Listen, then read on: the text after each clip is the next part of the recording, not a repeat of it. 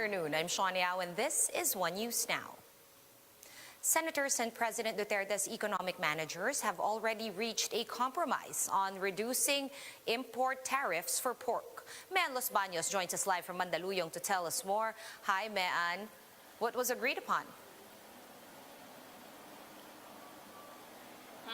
Good afternoon, Sean. You know, after a series of meetings, the Senate and the government's economic team have finally reached an agreement regarding Executive Order 128. Senate President Tito Soto announced that the tariff rates on imported pork will be changed, as well as the minimum access volume for pork imports. Originally, tariff rates on imported pork were supposed to be lowered to 5 to 10%, while the MAV was increased to 400,000 metric tons.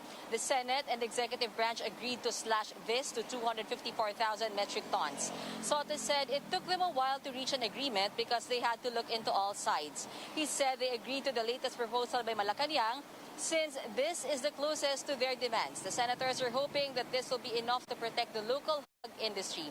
Sean, Senate President Soto said that they're allowing Finance Secretary Dominguez to come up or to discuss all the figures and necessary adjustments for the tariff and the minimum access volume for pork importation. Sean? Thanks for that update. That was Mean Los Baños joining us live from Mandaluyong. In other news, 6 travelers from India have tested positive for COVID-19. Health Undersecretary Maria Rosario Vergeire said that the 6 patients arrived in the Philippines before the travel ban was imposed. Vergeire assured the public that all of them went through quarantine upon arrival. Their samples will be sent to the Philippine Genome Center to determine if they were infected with the Indian variant. That's the hope, that we can prevent the entry of specific variants into the country. Yun din naman ang objective natin nung nag-restrict tayo ng ating borders for the UK variant. Kailangan lang natin talagang pag-igtingin ng border control na kahit na makapasok man sila, itong mga variants na ito, dapat handa tayo. So kailangan lang laging paalalahanan ng ating mga kababayan na kahit ano pa hong variant ang meron dito sa ating bansa at makapasok sa ating bansa, kailangan lagi ho tayong protektado. So continue on doing the minimum public health standards. Here are other COVID-19 stories we're keeping our eyes on. Food and Drug Administration Chief Eric Domingo says the Presidential Security Group has yet to respond to the queries regarding the supposed illegal vaccination of some of its members. A number of PSG personnel received Sinopharm shots months before securing a compassionate special permit from the FDA. House Speaker Lord Alan Velasco wants the Health Department and Professional Regulatory Commission, or PRC, to tap unregistered nurses for the country's COVID-19 response. Velasco says they can work under supervision through a special arrangement amid the shortage of healthcare workers here in the country. And in the United States, President Joe Biden has announced his plan to vaccinate 70% of adults, or 160 million people, with at least 1 dose by the 4th of July. To achieve this, Biden said they will now focus on sending jabs to more rural areas. Around 56%, or 147 million adults in the United States, have received their first shots so far. We'll have more stories after this quick break. Stay with us.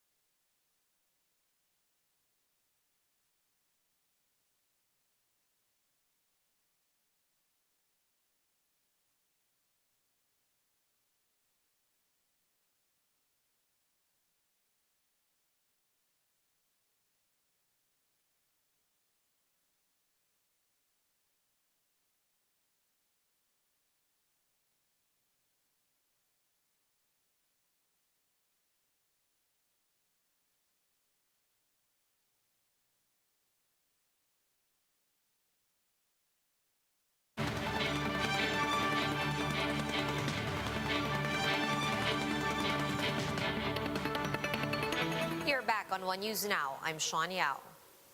Some residents in Parañaque City were disappointed with the LGU's disorderly Sputnik V vaccination.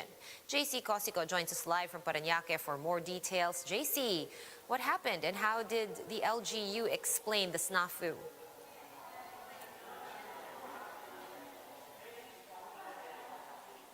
Sean, some Parañaque residents expressed dismay for having to line up twice after failing to receive Sputnik V's COVID-19 vaccine during the initial rollout yesterday.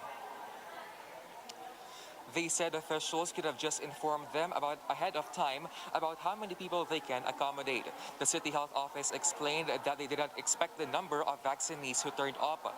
Around 2,000 doses were allotted for yesterday's vaccination of the A1 to A3 sectors, the health workers, senior citizens, and persons with comorbidities. Those in line yesterday were given numbers so they could be first in line. Senior citizens were disappointed after they were informed that the sector will not be vaccinated today. The LGU said that announcements were made and that they have yet to wait for more doses to arrive. So far, over 2,000 individuals have received Sputnik V, with some individuals reporting or showing mild side effects. Sean, the Parañaque LGU said they have partnered with Zuling Pharma for the storage of Moderna vaccines once these arrive in the city. Back to you. Thank you for that update. Stay safe there in Parañaque. That was News 5's JC Cosico.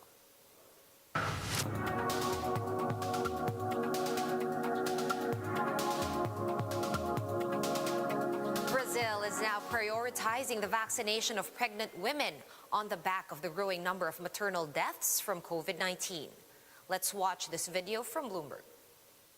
Vanessa Marciana was 7 months pregnant when she was admitted to the hospital after testing positive for COVID-19. Acordei, passei, fui no banheiro, na hora que eu voltei, ela tava meio que assustada. Vi pra cara dela e falei, o que foi, Vanessa? E aí, ela olhou pra minha cara assustada e tentou falar comigo e não conseguiu, né? Falta de ar. Eu falei, catei as coisas desesperado. Falei, não, o que tá acontecendo? No hospital? Aí corri com ela pro hospital. The doctors carried out a C-section in order to save the baby. Marciana died on April 12th. Brazil recently announced it would start prioritizing pregnant women to be vaccinated as the country struggles with a growing number of maternal deaths from COVID-19. Official data shows at least 815 pregnant women have died since the beginning of the pandemic. That's compared to 95 recorded deaths in the U.S., according to the CDC. Porque se tivesse, desde lá do começo, quando surgiu a pandemia, tivesse feito o que era necessário, não estaria acontecendo o que está acontecendo hoje. Entendeu? Porque não é a família deles. Não é a família deles. É a família do povo. Do povo. The latest announcement comes after the country's health ministry advised women not to get pregnant during the pandemic in April. The country of nearly 213 million has remained one of the global epicenters of the pandemic. Brazil is now the world's second country to reach the grim milestone of 400,000 deaths, behind the U.S. Several cities have run out of the country's main vaccine, CoronaVac, leaving thousands without a second dose. It's also left many pregnant women vulnerable to the virus, commuting to work on packed public transportation every day and unable to get vaccinated. That's the reality for Leticia Ribeiro, a 22-year-old single mother who is 7 months pregnant with her second child. Quando eu chego na UBS, o meu receio é por eu estar saindo de casa.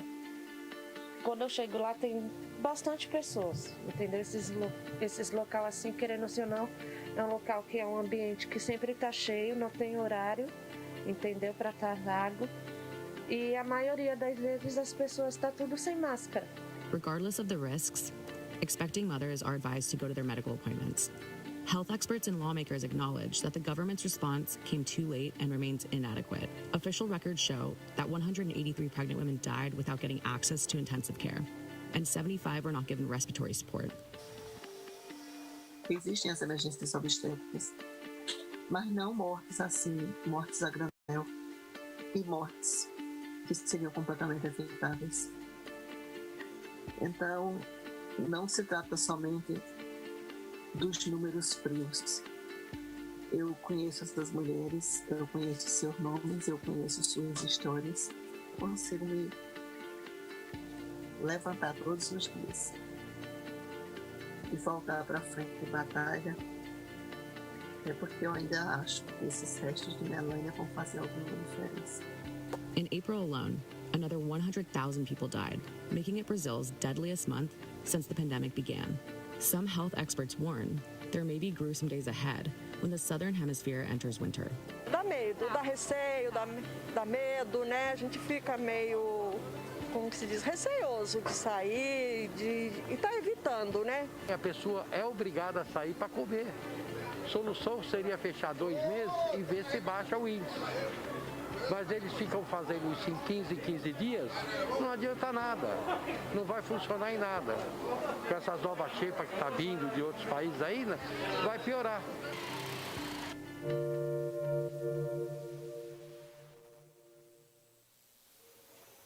For more updates, visit News 5, The Philippine Star, and Business World online. Visit our website, onenews.ph, for more in-depth analysis. You can also catch One News on the Signal Play app. Register for a free account at www.signalplay.com and stream One News live anytime, anywhere. Mask on, wash hands, and stay safe, Philippines. I'm Sean Yao. We are One News.